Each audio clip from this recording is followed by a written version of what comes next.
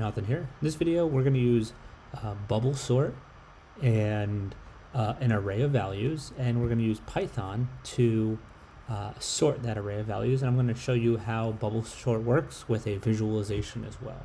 So I'm here at this Vermont.edu website. I'm going to put in my items, which is the same here as my list: dog, cat, bird, fish, ant, bee, deer, elephant, fox, and giraffe. And then we're going to run it. So this code here is looks like Java. Yeah, probably Java.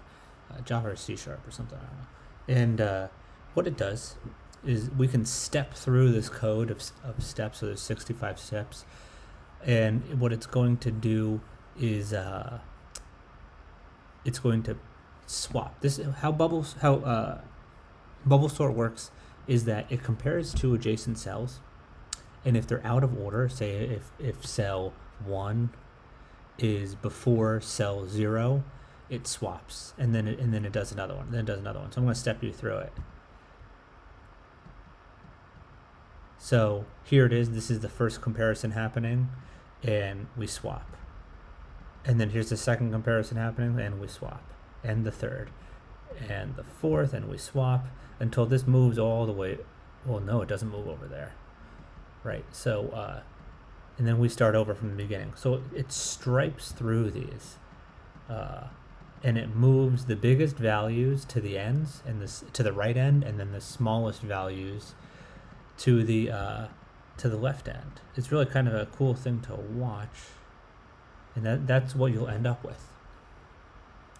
Okay, so how do we write this in Python? Is we define a function called bubble sort. We get n for the length of the array, which in this case is 1, 2, 3, 4, 5, 6, 7, 8, 9, 10. So it's 10. So for each one in this range, we're going to start another for loop for the subset of that range, and then of that range, and then we're going to make a comparison of the array item, and then comparing it to the array item in the next place.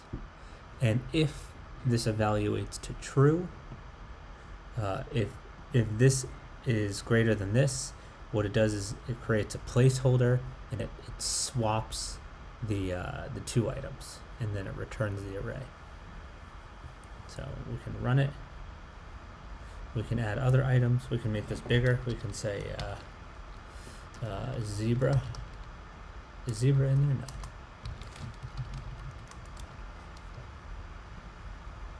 Just gonna put that at the end. Let's say no. I'm like I don't know, rat.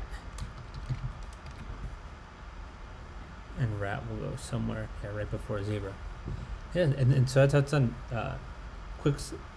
Bubble sort. Not the most efficient sorting algorithm, but an interesting one nonetheless. Thank you for watching. Bye bye.